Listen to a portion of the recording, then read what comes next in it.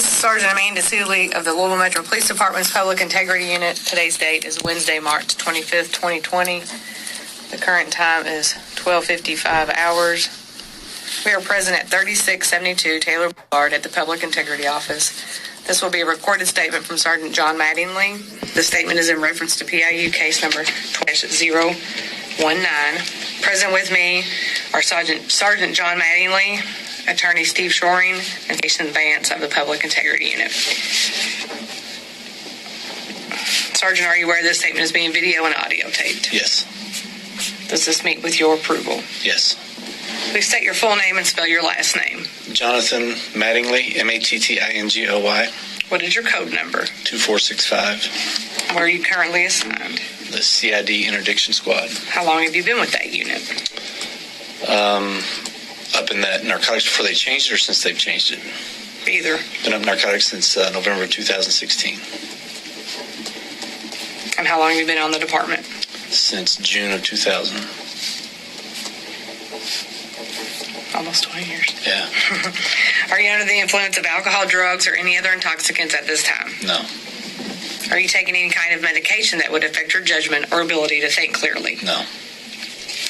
The next 4 questions are going to be in reference to the actual incident night on March the 13th at Springfield Drive about your uniform and treatment. Did you sustain any injuries during this situation? Yes. Please describe.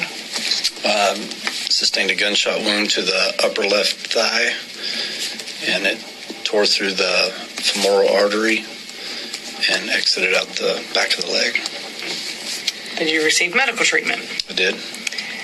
Where and by whom? University of Louisville Hospital by the trauma team. There were several doctors. I don't have their names. Okay. What type of uniform or clothing were you wearing at the time of this incident?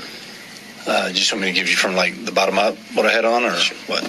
Had black Under Armour boots on, gray pants, a black 3/4 zip Nike pullover, and I had my tactical vest on that said police on the front and back with the plates in it.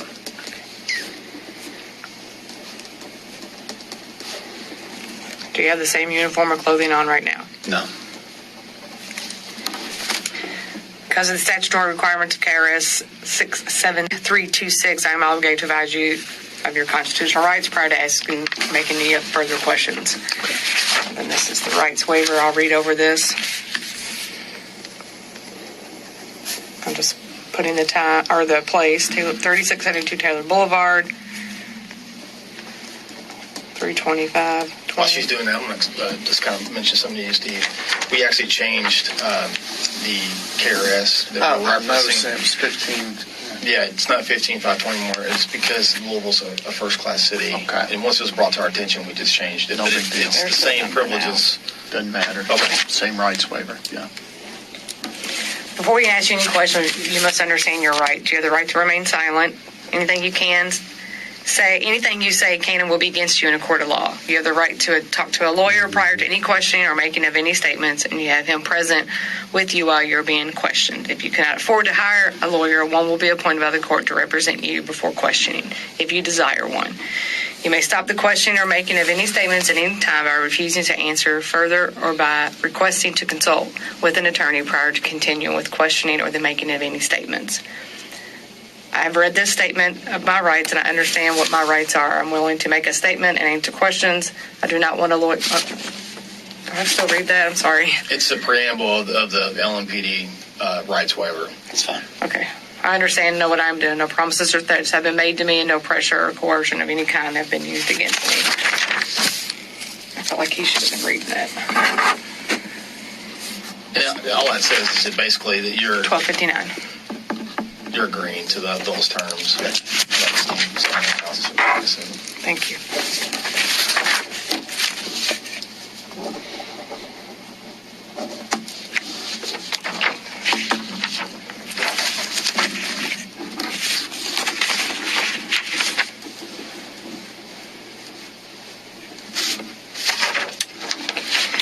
So, Sergeant, in your own words, the incident that occurred at 3003 Springfield Drive, apartment number 4, on the morning of Friday the 13th. Give me your words of what happened and your involvement. All right, we were executing a search warrant for one of the other units up in CID. I think it's place-based. And about 45 minutes before we executed the warrant, I did a drive-by with Mike Kimball, had the eye on the house. So I did a drive-by the apartment just to get my own visual to make sure which door we were hitting. When I came up to the door, there was 2 apartments. It was the second door over, and there was a Roto-Rooter van right in front of it. That's how we identified it. And it was apartment 4 on the bottom floor on the right. So there's 2 doors looking directly at us, 2 on the side. It was the one on the inside on the right. Went back and we geared up. And when it was time when SWAT was doing their thing down at 2-4 in Madison, we went over, or Elliott, whatever it was. We executed ours at the same time. I was the first car in, pulled up on scene. When we got there was a vehicle that hadn't been there prior to me coming through. It was a around 2004 Toyota Sequoia. I think it was white or cream in color. I pulled behind it and exited my vehicle. I went up and cleared that car to make sure nobody was in it since it wasn't there prior. At that time, I went around the front of it, cut between the cars. We made our approach to the apartment. When you go up again, the doors on the right, there's a stairwell that goes right over the top of it. I circled all the way to the back since I was going to be the one knocking on the door. So I was basically in front of the back door of the other apartment. It's just right beside it. When we all got up in line, I knocked on the door, banged on it. We didn't announce the first couple because our intent was not to hit the door. Our intent was to give her plenty of time to come to the door because they said she was probably there alone. So we predetermined to give her plenty of time to come to the door. Banged on the door, no response. Banged on it again, no response. At that point, we started announcing ourselves, please come to the door. Please, we have a search warrant. While we're doing this, there was a neighbor or somebody upstairs right on the staircase that started arguing with Detective Hankinson and Lieutenant Hoover. And they were both giving him commands to go back into his apartment. And he kept saying, I wasn't really paying attention to what he was saying, something about leave that girl alone or something like that. But while he was doing that, we were still announcing police, come to the door, police search warrant. And we banged. I probably banged on the door six or seven different time periods. Not 6 or 7 times, but 6 or 7 different times, which seems like an eternity when you're up at a door waiting. It probably lasted between 45 seconds and a minute, banging on the door. And at that time, I looked back at Lieutenant Hoover, and he says, I guess go ahead and hit it. Because at one point, probably after about the 3rd time we banged, Mike was standing at the doorway, and he says, I can hear somebody inside. I think they're coming to the door. So we thought they were coming to the door. And then we didn't hear anything else. So we kept banging and announcing. And at that point, Lieutenant Hoover said, go ahead and hit it. So I looked at Mike and said, go ahead. So he hits the first time, and it hits right on the door handle and didn't move the door. And every time he hits, people are announcing, police search warrant, police search warrant. The second time he hits the good spot, and it almost knocks the door open. I could see the deadbolt at an angle, and I could see a crack in the door leading into the apartment. So I said, this one's going to go. So he hit the 3rd time, and as soon as he hit the door, came open, they're yelling, police search warrant, police search warrant. I go to around the corner. I clear the living room on the right-hand side where you can see the sliding glass door. As I turn the corner, as soon as I cleared the threshold of the front door, I could see down the hallway. Your mind works so quick in this situation, it's unreal. Because as soon as I cleared it, I'm face on about probably 20 feet away, right down the hallway. There's a bedroom door on the right, and there's the male and a female. The male's closest to the door, so he's to my right. And as I turn the doorway, he's in a stretched out position with his hands with a gun. And as soon as I clear, he fires, boom. And it was almost like at the shooting range where two things flip at the same time, and you got to shoot, no shoot. But I mean, they were like shoulder to shoulder. My mind's going, this ain't right. Something's off here, because all the doors I've made entry in, I've never seen this. And so I hit this corner, and it goes boom. And as soon as the shot hit, I could feel the heat in my leg. And so I just returned fire. I got 4 rounds off, and it was like simultaneous. It's boom, boom, boom, boom, boom. And then I went back and went down on the side of the door, and then reached around, and I think I got 2 more off around the corner of the door. And then I could really feel the blood in my leg, so I reached down and felt it, and my hand was full of blood, and I knew it had hit my femoral at that point. So I scooted back on my butt, and I yelled at them, I've been hitting my femoral. And I scooted back, and I think at that time Miles slid up. I'm not sure. I think he was over my left shoulder behind me. I'm not sure where he was standing. I know Tony was behind me. Mike was to the right of the door at the Ram. It was Brett, Hoover, and Campbell had come up around the corner at that point by the stairs. So I'm assuming Miles was behind me because I think he was there in front of me. And so I slid back on my butt to get out of the line of fire. And for a second, I had let go of my gun, and I realized what I did, so I reached out and grabbed my gun and pulled it back, and I was like, I can't stay here. So I stood up, and I hobbled out across in front of the door and went to where the curb is, where you step off in between the cars. And I guess Mike Campbell had stumbled, and I think he stepped back when the shots fired, I'm assuming, and fell off the curb. Because when I went to go through the cars, I looked down and was like, my mind's going, why are you on the ground? Then I tripped over him or fell off the curb or something. At that point, I holstered my gun and scooted to the edge of the car, and then Hoover came up and grabbed my vest from behind and pulled me. Now, is that as far as y'all need, since that was the contact with the suspect, or do you need further? No, we need the whole thing. I do remember when I went on the ground, I don't remember any, right there in that doorway, in the breezeway, I don't really remember shots fired because I remember I was thinking this. I was putting pressure on this, and I got to get that way. But I do remember when I tripped, by the time I went out and I stepped off the curb and tripped over him, I remember as soon as I hit the ground and holstered, I could hear all of a sudden boom, boom, boom, boom, boom, boom, several shots at that point, it seemed like then. And my mind could be playing tricks on me, but I'm sure it was then when I hit the ground because I was still by myself. And then as I scooted out, Hoover grabbed me, and it seemed like it got quiet after that. We get to the edge, and I said, man, I've been hitting my femoral. I need a tourniquet. And so Hoover said, I don't have one. He grabbed his belt and he put it on it and he squeezed it. And I remember reaching out and said, it's not tight enough. I need a tourniquet. And about that time, Tony James shows up and kind of going back and forth, and he comes with one. He ended up having on his vest. He goes to put his gloves on, and Hoover says, fuck your gloves, and grabs the tourniquet, slides it on my leg. They start tightening it up. I think somebody stepped on this hip to push down. Somebody pushed on the leg. I can't really remember who it was, but I remember them squeezing it, and I said, I need a knife to cut this off, see where it's at. Somebody found a knife, and the knife came out of somewhere, and they started cutting the pant leg off. And then I kept going, did anybody call for EMS yet? Because they were just a quarter mile down the road, if that. I kept going, where's the EMS? And so I got on my radio and tried to call, but apparently they had some kind of standoff on channel 2 or the main channel I was on. So they just got some clicks. They didn't know what I was saying. Then I could hear Brett yell 10:30 on the radio. And as they're squeezing that, I lay back and I could hear him yell 10:30. Then I hear the beat car getting there not too long after that.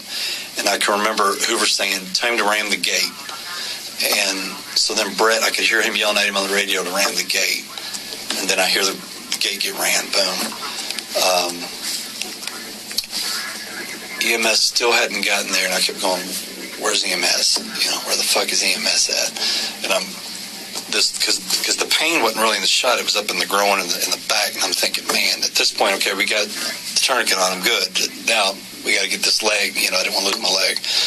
So at some point, EMS shows up. It seemed like forever. I don't know how long it took. They finally showed up, and I remember them saying, let's get him in a car and get him up. They kept saying, do you want to go in a car to to university. Well, I knew EMS was so close and they had stuff we didn't. So I was like, no, let's just wait for them. They've got to be here any second. And so finally they show up. They say, throw him in my car. Miles said, throw him in my car. Well, I remember walking toward the car and said, I'm not getting in that back seat because I knew my leg. I couldn't get down and back up. And so they said, well, put him in the trunk. I remember hearing that, and the trunk was popped. And Hoover was like, no. And he went to shut the trunk, and there was some gun case hanging out. So they shove it in, put me on the trunk, or shove the trunk, start to pick me up, and Hoover has my legs, and the guy in the back didn't lift my back up right, and I almost went to the ground. And then he puts me, Hoover says, get underneath his arms. So they put me on the trunk. I'm holding on to it as we're driving toward the gate, and I saw the EMS guy walking toward me. And I'd made contact with them prior to make sure they were our EMS drivers. And the young guy's walking toward me with his bag on his shoulder. And as I'm looking, I see the EMS wagon start to back up and go the other way, leave us. And I yelled at him, and I said, where the fuck is he going? And he's like, I said, call him on the radio. And he said, I tried. He didn't answer. I said, try again. So he tried again. All of a sudden he stopped, and the EMS starts coming back. So we get up to the front to where the gate's at. And I'm not sure what the other guys went or what they were doing, but Hoover finally said, fuck it, hold on to my neck. And he scooped me up, and he walked me around the car. Somebody pushed the gate down. We stepped over it. We got up to the wagon. We got in the back of the wagon at that point.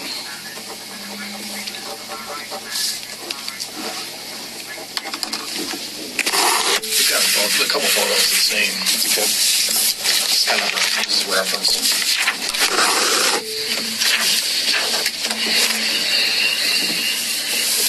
So photo one represents the entire area, and we'll just we like sub-labeled the actual building where the incident took place. We're going to label that as A. Okay. We'll use B as the gate. We heard what you had to say, and then we're going to use this photo kind of to make sure that we understand you correctly, as far as like how you came out. So this is photo 2. This is it's a closer, close-up of the building where it took place. This is the breezeway and then the sidewalk, and there is kind of like a handicap access point here where the sidewalk kind of veers to parallels the building, and there is a step or a couple steps there. If you can. Yeah. And obviously the cars in this photo do not represent the cars in the night incident. Right. But we wanted, some kind of visual to understand everything happened. So the breezeway comes out. There's a set of stairs that goes to the second floor of the apartment building. As I understand what you said, you come out and you go between like this car, where this car's parked in the photo, and this car, and Campbell has fallen down. Right. Is that right? Right. Yeah, he's in between here. There's a car here. When I come out, step off this curb, and go in between here. Pretty sure it was that one, not that one, because that would just make more sense. I don't think I would have veered out. I think I would have went to the path of least resistance here. Okay. Now, just from working the scene and all that, we all know that there was a white SUV, and you said in your statement as well, it was a Toyota Sequoia. Was your police vehicle parked immediately behind it? Directly behind it. Where would you? I'm gonna let you mark it. And it doesn't have to be exact. I mean, right. What you remember. The two as far as where they were? Yeah, the Sequoia and then your car. I'm pretty sure the Sequoia was up just a little bit further, like right here. Okay. My vehicle was right here. Okay. And then, so where do you think the first aid was given? I mean, if you had to guess. If I had to guess, it was right here. Okay. All right. And at some point, the vehicle they used, you talked about... No, I'm sorry. It may have been right. I know I came through the car and he drugged me somewhere. I just can't remember if we went on this side or this side. I think it was out here. Okay. Yeah, because then Miles's car pulled up here. Right. Yeah, and that's right. You remember what kind of car that was? His? Mm-hmm. An Impala? No, a Max. Not a Maxima, the one below it. Nissan Altima. Yeah. So they used that car to put you on the back, on top of the deck lid. Right. And to kind of like help you instead of carrying you. Right, so it carried me that far. Right. Because it's, as you can see this first photo, I mean, it's a pretty good haul. Yeah. It wouldn't be very efficient for someone to carry it. Yeah. That's what I'm getting at. So, and I held on to the black, there's like a a radio antenna, but it's a black flat one. I held on to that. I remember that. Okay, so they evacuate you to this gate here in the photo. Correct. And at that point, as you said in your statement, Lieutenant Hoover had requested patrol to ram the gate to open it. Correct. Because it kind of separated the property. Yeah, he was trying to get EMS in here because he knew, he probably assumed at that point they would get confused if they came down and realized it doesn't match and you have to come all the way around. Right, and it's an obvious, the most efficient way to evacuate an injured person. Yes. Okay. Correct. So they get you to the gate, and then they shuttle you into the ambulance at some point. I know there was some confusion, communication issue between you guys and the EMS Right. personnel, and then you're transported to the hospital. I don't have a street view of the actual, the front of the apartment, just because of this gate, the location of this gate. Google they don't have a street view of this location. It actually, they only have over, the aerial views of it. Right. So, to go back to when prior to you guys, trying to make entry, because you stated that, you guys knocked on the door, and your whole intentions is just to get the occupant or occupants of the house to come to the door. Correct. Now, what kind of information, if any at all, were you guys given in the pre-operational briefing? We were told that the target, their main target, the male, had packages sent to this location in her name. She possibly held dope for him, received the packages, and held his money. Okay. And do you remember the name of the target on the search warrant? Not offhand, no. Because it wasn't a search warrant that you or the people, your personnel that are assigned to you. Right. We didn't write it. We didn't do any of the investigation. We did none of the background. And you guys were only there to assist. You got multiple units within CID were trying to serve multiple warrants. Right. It was a heavy manpower-intensive operation, and they just needed bodies. Okay. Other than what you just stated, do you remember anything about the pre-operational briefing? As far as for us on that one? Yeah. Yeah, it was, they said they did not believe she had children or animals, but they weren't sure. Said she should be there alone because they knew where their target was, and I guess they felt that he was her only boyfriend or only acquaintance. The whole time Mike watched the house, there was no change in lights coming on or off. The only thing he saw was the light on the bedroom, the TV.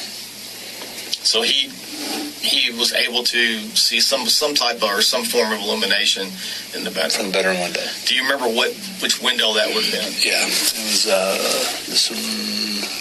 This would be these. Yeah, this one right here, I believe. Or I think it was that one, but I'm not sure. I don't know. One of the bedroom windows. Right, one of the bedroom ones. So when we walked by, I remember seeing it lit up blue, or when we pulled up. Okay. Do you know what time Mike started? I have no idea. When we briefed, he was already on scene. We briefed at 10 o'clock. Okay. We didn't hit it till 12:40, 12:35. At 12:35 on my phone, I was calling him, telling him we were pulling around the corner, getting ready to come in.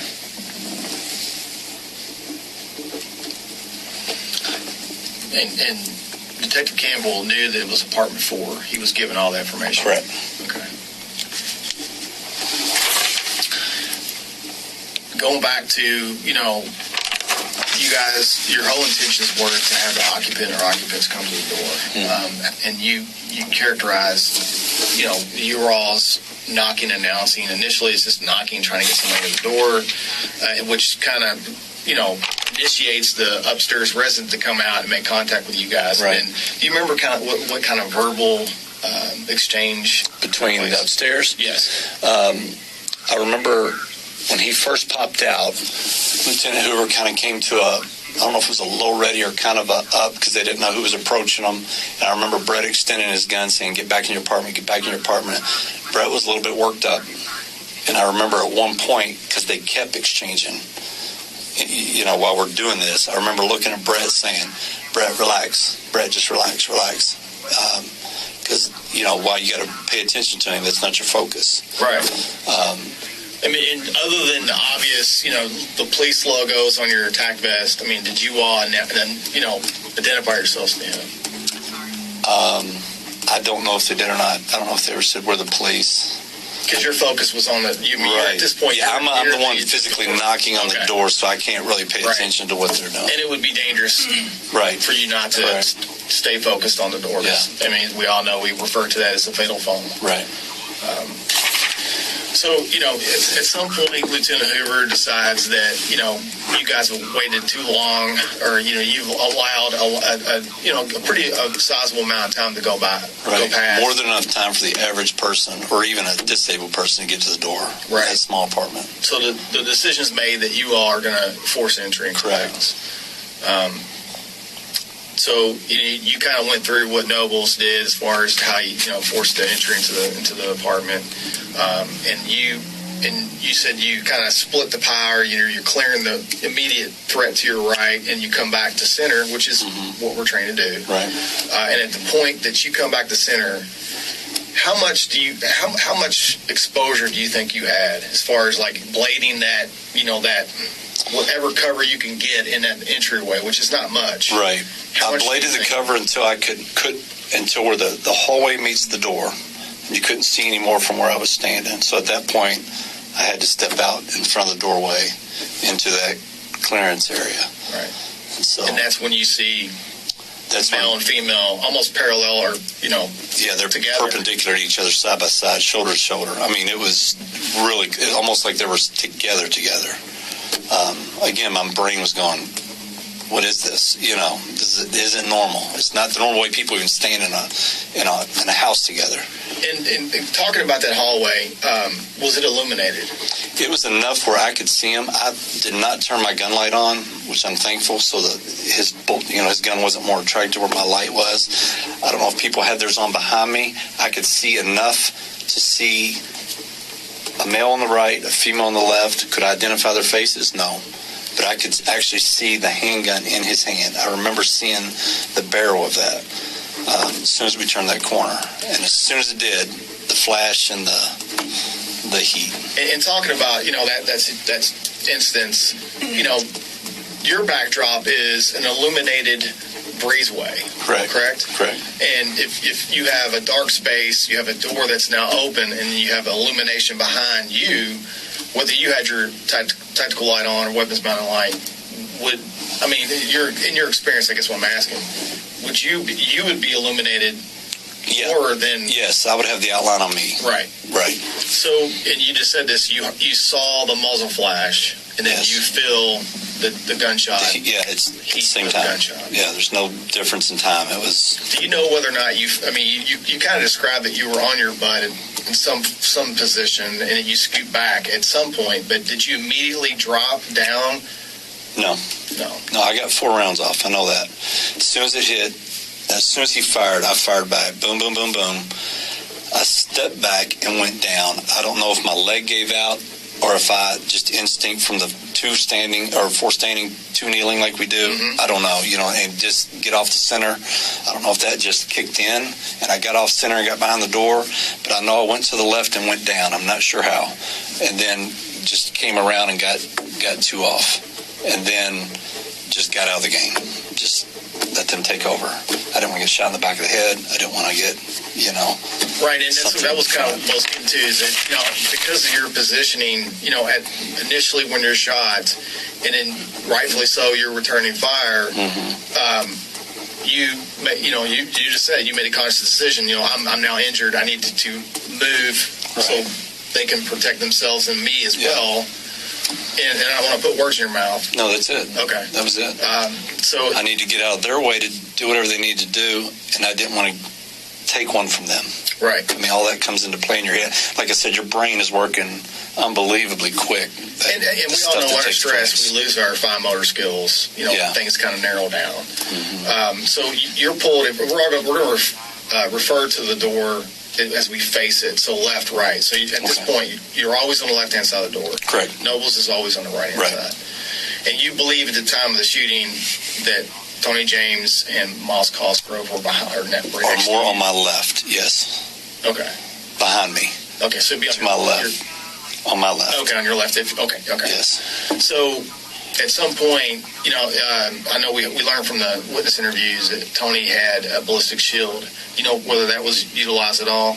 You just got up and ran. Yeah, I don't know. Okay. But at some point, I never saw Tony. The only face I saw that I made out clear, again, everything was kind of like shadows to me as far as who was here. I remember somebody over here, which was probably Hoover because he probably followed me out. But as I got up and left, I looked to my left to try to cross the doorway to get across, and I don't remember seeing in the door, but I saw Mike underneath the stairwell. The stairwell here is the door here, and I remember him crouched. Yeah, I remember him crouched down. I remember seeing his face. That's the only face I saw until I saw Campbell on the ground. Those are the only two faces I recognized as I was going out. just because your positioning and all Right, that. right. Are you aware whether or not there was officers with you that returned fire? I don't know. I never saw anybody return. I never saw anybody return fire. Okay. Like I said, I heard it once I got out between the cars, but right then I don't know. Okay. I don't know. So you don't know if others fired along with you? Yeah, I have no idea. I don't think they did, especially my initial four. I know nobody did. It was just me and this guy. That was it. Other than that, after that, I'm not really sure. But at that point, do you think anyone would have a position to where they could? They would have shot me. Okay. Yeah. Right. I just want real quick, because I just made a note when you initially were talking about when the door. So did the door come all the way off its hinges?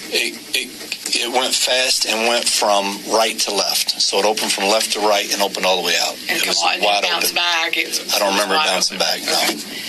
And then you had mentioned, you said that the guy was stretched out. What did you mean by that? I mean, both hands pushed out Okay. in a fighting stand or a shooting stance. Okay. Do you remember the occupants saying anything to you? Nothing. Okay. And when was it Mike that said he thought he heard Yes. some talking, but you couldn't make out what that was either? No. Okay. Not sure I even heard it. I think when he heard that, I was kind of addressing whatever this situation was going on upstairs between Brett and this guy. But if you had to, would you characterize that verbal contact with that resident as He was being kind of pulled kind of changed the tactics of the situation? It did. Because It pulled away from a lot of it, and he was being belligerent. I don't know why. I mean, I don't know if he was drunk or what, but he was being very hostile from the get-go. I mean, as soon as the contact was made, he was just arguing back when they were saying, just get in the apartment, just get in your apartment. But you never physically you never actually saw him? No, I did not. Because of the positioning where you were at. Right, I was underneath the overhang, Yeah. so I couldn't see it. Okay. You said you guys didn't initially announce. No, the first bang on the door did not announce. I think after that we did. I couldn't be sure if it was second, but again, there was probably 6 or 7 different contacts of multiple banging on the doors. And after that, each one of them had police come to the door, search warrant, police search warrant. And I even remember Brett, when he was arguing with this guy while we were knocking, going, police search warrant, police search warrant, police search warrant, police search warrant. I mean, he was repeating it. So the guy had to know we were the police. Because while he was that just clicked, while he was in contact with him and I'm banging, he's yelling that, police search warrant, over and over and over. So was Mike also knocking, or was it just you that did? I was the only one knocking. Only one that was knocking. So was anyone else yelling police search warrant besides you and Yes, yes, multiple people. Brett? Okay. Yeah. So kind of at the same time, Yeah. all the voices kind of Kinda how hearing it over each happens. other? Yeah. Okay. So in the pre-operational briefing, you guys considered this location as, and I've heard this a couple times throughout this investigation, as a soft target, Right. based on the information that the lead had concerning the entire investigation. Correct. The organization of the drug trafficking ring. So that's what made that's what kind of made you all come up with the original, hey, we're just going to knock, try to get her to the door, the most passive way to serve the warrant. Right. So you were shot in your left leg, and your wallet. Where do you carry your wallet? Front left pocket.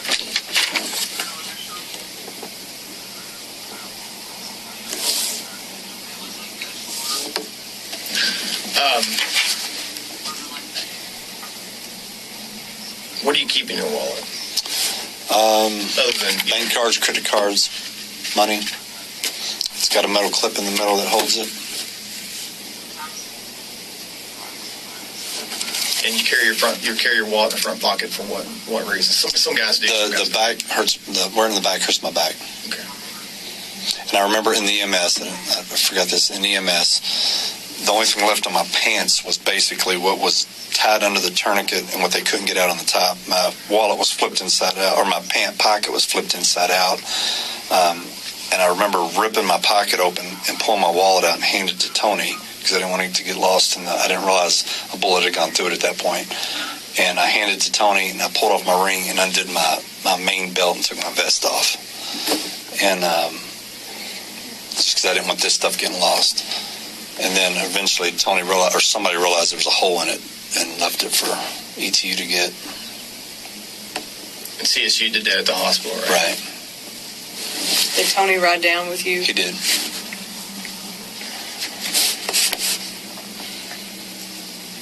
So the guys from your group, the initial people were Tony James and Mike Reynolds. Correct. Yeah. For my unit, yeah.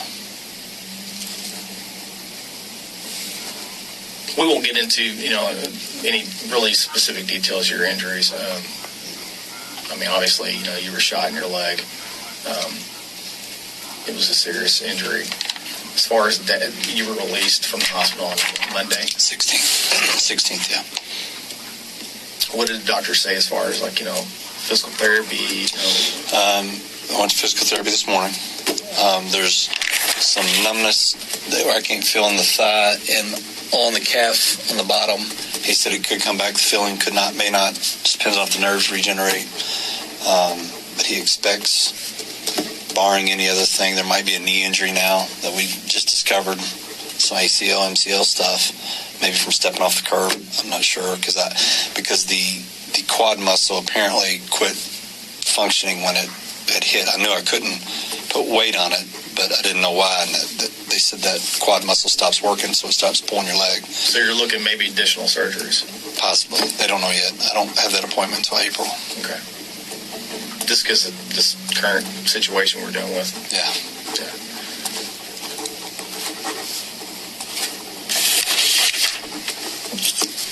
Is there any questions we haven't asked you think's important for this? I don't think so.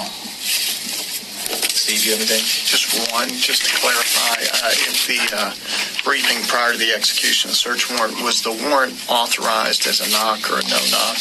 Or do you remember? Well, I verbally heard we have it signed as a no-knock, but we're not going to go that route. We'd prefer you to do the knock.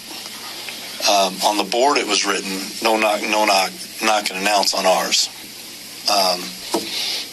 But just because they put knock and announce doesn't mean the warrant wasn't signed to no knock. We were told it was. Right. But they asked us to do it the other route. Gotcha. So that's what we did. That's all I've got. Do you know why they would have made it? Had it signed and then changed? Don't know. Okay. And then prior to when you guys arrived, when you guys set up your stack, is that something you guys kind of do the same as a group, or is it just positioned like how? It depends on what we have available to us. This breezeway was very small, and the best way to kind of go, when you go in and go left to right, you couldn't fit everybody on the left side, which is the best advantage because of the way the door swings open. You didn't want everybody exposed on the right. There was no room with the stairwell, so you just kind of fit in where you get, and then the rest are going to have to straggle in after on the right side. Okay. Would you describe it as a pretty, as far as the location goes? I mean, I know there wasn't supposed to be a threat there, that it was considered a soft location or soft target location. But as far as serving warrants, and you've got nearly 20 years of police experience, would you say that the positioning of that apartment made it extremely? It made it a little more difficult. It's not the most difficult I've done, but it was a tight squeeze to get with guys especially guys that maybe you don't do all your warrants with, to know what you're doing. But everybody fell in place where they were supposed to. So, but yeah, it wasn't ideal. It's important to note. I mean, who are the members in that group that you actually that report directly to you that you work with every day? Well, Mike Noble's the only one. Mike Nobles works with me every day. Tony James reports to me, but he's assigned to the Jefferson County Sheriff's Highway Interdiction, so we don't work together every day. So you had members of CID that you don't typically work every day together Right. with. But, I mean, we're all expected to have the same tactics. I understand that. But also keep in mind that, and I know this from my experience, is that when you do things with others, you kind of know what that person's, how they kind of maneuver through in these situations. Right. And the guys did a great job after the fact, so I don't want to, Right. say anything negative about that. Is there anything you want to state for the record before we end? No. Is everything you told me the truth to the best of your knowledge? Yes. Conclude the statement. Time is 13:36.